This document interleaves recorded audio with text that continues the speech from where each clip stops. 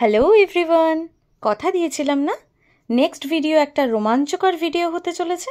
তো চলে এলাম আজকে সেই ভিডিওটা নিয়ে। তো চলো ভিডিওটা একটুও স্কিপ না করে পুরোটা দেখতে থাকো আমার সঙ্গে। তবে হ্যাঁ, ভিডিওটা শুরু করার আগে একটা কথা তোমাদেরকে বলে রাখি, আজ তোমাদের আমি যেখানে নিয়ে চলে এসেছি সেই জায়গাটি নিয়ে বেশ কিছু ইউটিউবার তাদের চ্যানেলের ভিউজ বাড়ানোর জন্য এই জায়গাটি সম্বন্ধে সম্পূর্ণ ভুল তথ্য তোমাদের কাছে রিপ্রেজেন্ট করছে। তো সেইটার কারণে এখানে কিন্তু ভিডিওগ্রাফি এবং ফটোগ্রাফি টোটালি রেস্ট্রিক্টেড। তাই আমি ট্রাস্টি বোর্ড থেকে স্পেশাল পারমিশন করিয়ে শুধুমাত্র ট্রু ইনফরমেশনটাই তোমাদের কাছে রিপ্রেজেন্ট করতে চলেছি আজকে। আজ তোমাদের আমি যেখানে নিয়ে এসেছি সেটা হলো তারাশঙ্করী পীঠ, কলকাতার এক অন্যতম জাগ্রত পীঠ, যা এখনো গুপ্ত, যা এখনো অনেকেরই অজানা, যা তোমরা এই ভিডিওর মাধ্যমে আজকে জানতে চলেছ। তোমরা এই ভ্লগে গুপ্ত পীঠটি সম্পর্কে সমস্ত ইনফরমেশন পেয়ে যাবে। সময় হলে অবশ্যই একবার ঘুরে যেও, দেখো বাড়ি ফিরে যাওয়ার পর একটা অদ্ভুত শান্তি পাবে, যেটা আমি পেয়েছিলাম। সকাল 8টা থেকে দুপুর 12টা আর বিকেল 4টে থেকে রাত্রির 8টা তারাশঙ্করী পীঠের এটাই সময়। শ্রী শ্রী পরেশচন্দ্র রায় মল্লিক এবং শ্রীমতী অঞ্জলি রায় মল্লিক এই তারাশঙ্করী পীঠের প্রতিষ্ঠাতা। এবার আমি বলে দিই তোমরা এখানে কিভাবে পৌঁছবে। এখানে পৌঁছানোর দুটো ওয়ে রয়েছে, একটা কলকাতা রেলওয়ে স্টেশন আর একটা বেলগাছিয়া মেট্রো স্টেশন। তোমাদের যার যেখান থেকে সুবিধা সে সেইভাবে এই পীঠে পৌঁছে যেও। আমি গেছিলাম বেলগাছিয়া মেট্রো স্টেশন থেকে। বেলগাছিয়া মেট্রো স্টেশন থেকে ঠিক 10 থেকে 12 মিনিটের হাঁটা পথ এই তারাশঙ্করী পীঠ। এই পীঠের অনেক ইতিহাস রয়েছে, যা আমরা ওখানকার পুরোহিতের মুখ থেকে শুনে নেব। এখানে রয়েছে মা তারাশঙ্করী, যশোমাধব এবং কাল ভৈরব। এছাড়াও আরেকটি মন্দির রয়েছে পুকুর পাড়ে, যে মন্দিরটি আপনারা দেখছেন সেটিরও কিন্তু নিত্য পুজো হয়। তবে তারাশঙ্করী পীঠ আর এই মন্দিরটির দর্শন সময় কিন্তু সেম নয়। এই মন্দিরে আদ্যা মা বিরাজমান। সকাল 8টা এবং রাত্রি 9টায় নিয়ম করে মায়ের পুজো এবং ভোগ আরতি হয়। আমি ঠিক যে সময় গিয়েছিলাম সেই সময় কিন্তু এই মন্দিরটি বন্ধ ছিল। আমি তোমাদেরকে এই গ্রিলটা খুলে একটুখানি মন্দিরটা দেখিয়ে দিলাম। সাধারণের তুলনায় এখানে জনবসতি অনেক অল্প, চারিপাশে শুধুই রেলের কোয়ার্টার। আর এই পীঠের পাশে যে জঙ্গলটা দেখছো, এখানেই আগে মায়ের মূর্তি পুজো হতো। সময়ের পরিবর্তনকালে ওনারা দুজন এই পীঠ স্থাপন করে যান। একটু ভালো করে লক্ষ্য করুন তো, কোনো ধোঁয়া দেখতে পাচ্ছেন কি? বলেই তো ছিলাম এই মন্দিরের অদ্ভুত কিছু বিশেষত্ব আছে, যা আপনাদের নজর কেড়ে যাবে। তারাশঙ্করী পীঠে রয়েছে এই অখণ্ড আগুন, যা বহু বছর ধরে একইভাবে জ্বলে চলেছে। আগে এখানে পাঠা বলি হতো, কিন্তু এখন এখানে পাঠা বলি কিন্তু বন্ধ রয়েছে। তাহলে চলো এই পীঠের মহান প্রতিষ্ঠাতা দুজনকে দিয়ে আজকের ভিডিও শুরু করা যাক। তারাশঙ্করী পীঠের গুরুদেব এবং গুরুমাতা। আর এখন দেখছেন এই পীঠের সব থেকে ভয়ানক এবং রোমাঞ্চকর তারা মায়ের মূর্তি। মায়ের এই মূর্তি প্রচুর হাড় এবং নরকঙ্কাল দিয়ে সজ্জিত রয়েছে। আর মা কিন্তু এখানে আপনাদের অর্ধভাবেই দর্শন দেবেন, কারণ মা যেভাবে অবস্থান করছেন তা আমাদের সন্তানদের দেখা ঠিক নয়। তাই মায়ের অর্ধ শরীর পাঁচিল দিয়ে ঢাকা থাকে। সকাল এবং সন্ধ্যে 2 বেলায় মায়ের ভোগ আরতি হয় এবং তা দর্শনার্থীদের বিতরণ করা হয়। আর এখানে যে কাঠগুলো দেখলে সেগুলো হচ্ছে নিমতলা শ্মশানঘাট থেকে সধবাদের কাঠ আনা হয়, যা আগে বেনারসের মণিকর্ণিকা ঘাট থেকে আনা হতো। সময়ের পরিবর্তনকালে যা এখন শুধুমাত্র নিমতলা শ্মশানঘাট থেকেই আসে। মন্দিরের ঠিক দোতলায় রয়েছে যশোমাধবের মূর্তিটি। এই হলো সেই যশোমাধবের মূর্তি।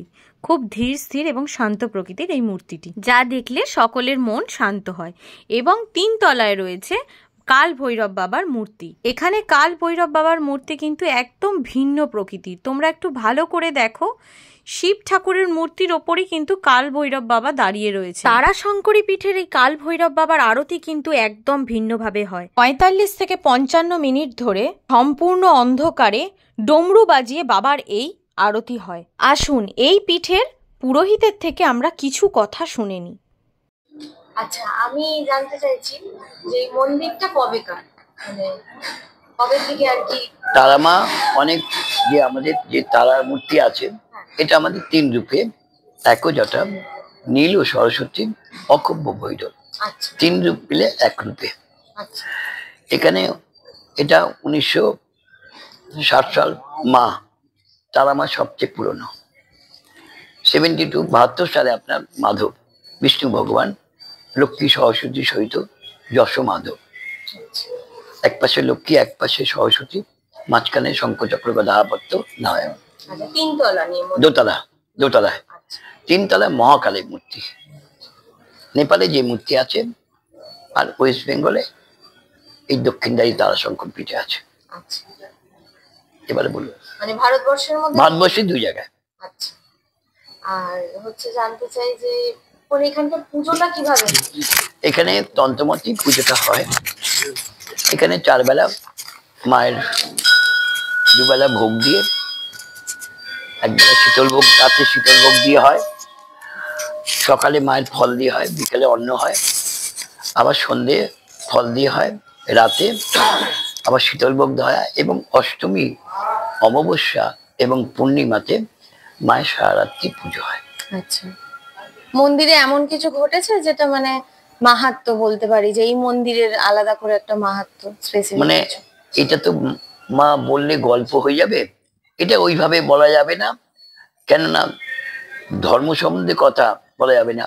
গুরুদেবের তো এই মন্দির যে প্রতিষ্ঠা করেছেন যোগীরাজ পরেশচন্দ্র রায় মল্লিক এবং যোগমাতা অঞ্জলি রায় মল্লিক, এরা দুজনেই সাধক সাধিকা ছিলেন। এদের অনেক ইতিহাস আছে, এদের অনেক ইতিহাস আছে, বা এদের সাধন, এটা শুনতে গেলে অনেক বড় সময় লাগবে, এটা অল্প সময়তে আমরা বলতে পারবো না। আচ্ছা, হ্যাঁ, আর দীর্ঘকালে একটু আসতে হবে, আপনি আশপাশ থেকেও জেনে নিতে পারেন এনাদের নানান রকম অলৌকিক জিনিস। হ্যাঁ, এটা আমি বললে হয়তো বেশি বলা হবে, তাই জন্য এখানে নিজেরাই আপনারা জানতে পারবেন, রেগুলার আসলে আপনি নিজেরাই বুঝতে পারবেন আপনারা কোন জায়গায় এসেছেন।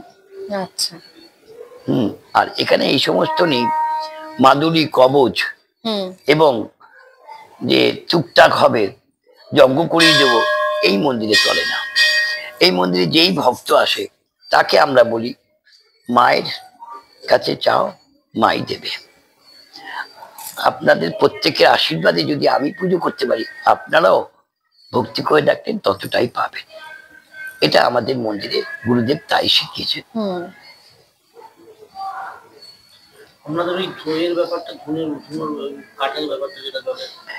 এখানে হ্যাঁ, চিতার আগুন যে আছে, এটা অগ্নি, অখণ্ড অগ্নি। এটা বিভিন্ন জায়গা থেকেই আগুন আসা হয়েছিল। কোনো এক সময় মণিকানগর কর্তিকার বেনারসে, ওখান থেকেও চিতার আগুন নিয়ে আসা হয়েছিল।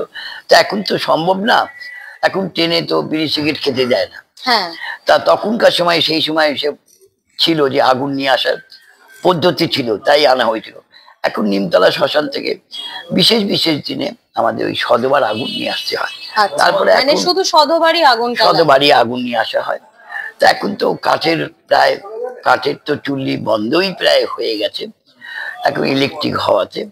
হ্যাঁ, তা ওই অখণ্ড আগুন এখনো পর্যন্ত প্রায় 70 বছর ধরে এখনো পর্যন্ত সেই অখণ্ড আগুনই জ্বলে, এবং ওতেই মার যজ্ঞ হয়, প্লাস ওই মার আরতি হয়। আচ্ছা,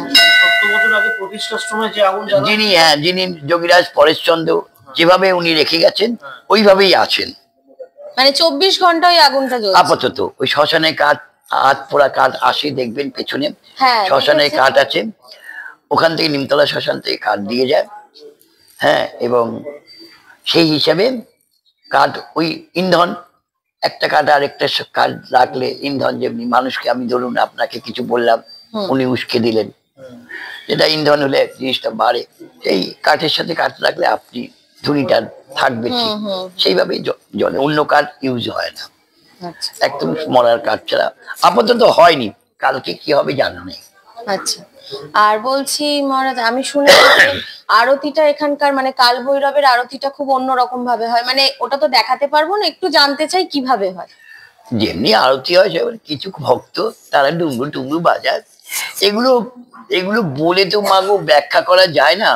এগুলো যে আরতির সময় থাকবে, যেভাবে থাকবে, ভক্ত যেভাবে থাকবে সে সেইভাবে দেখবে। একটা আরতির সময় অনেকে মাকে দেখতে আসে, কেউ লোক দেখতে আসে, কেউ মা কি সেজেছে সেই দেখতে আসে। হ্যাঁ, বিভিন্ন রকম লোক, এবার তার মনের ব্যাপার, ওটা তো ওইভাবে তো মাগো কিভাবে বলবো, আমার জানা নেই। আমি একটু সাদা সিধে ভাবেই বললাম, আমি হ্যাঁ হ্যাঁ, খুব অত সুন্দর অত হয়েছে। গরল ভাবে বলতে আমি সাদা সিধে ভাবেই যেটা সত্যি সেটাই আমরা জানতে সত্যি। চাই। আরতির সময় হয়ে গেছিল বলে হ্যাঁ, মা। বেশি কিছু উনি বলতে পারলেন না। আর একটা ছোট্ট ওয়ার্ডের মিস্টেক হয়ে গেছিল, যা আমি তোমাদের সংশোধন করে দিচ্ছি। এখানে মা 3 রূপে বিরাজমান, একজটা, নীল সরস্বতী এবং উগ্রতারা। এবং এই 3 মায়ের একজন ভৈরব রয়েছেন, তা হলো অক্ষব্য ভৈরব। কাল ভৈরবের আরতি দেখে এবং মায়ের আরতি দেখে 3 রকম মাছ দিয়ে মাখা মায়ের অদ্ভুত অন্নপ্রসাদ খেয়ে সেদিন আমি বাড়ি ফিরলাম। সময় বড্ড অল্প ছিল, তাই তোমাদের এইটুকু ইনফরমেশনই আমি আজ দিতে পারলাম।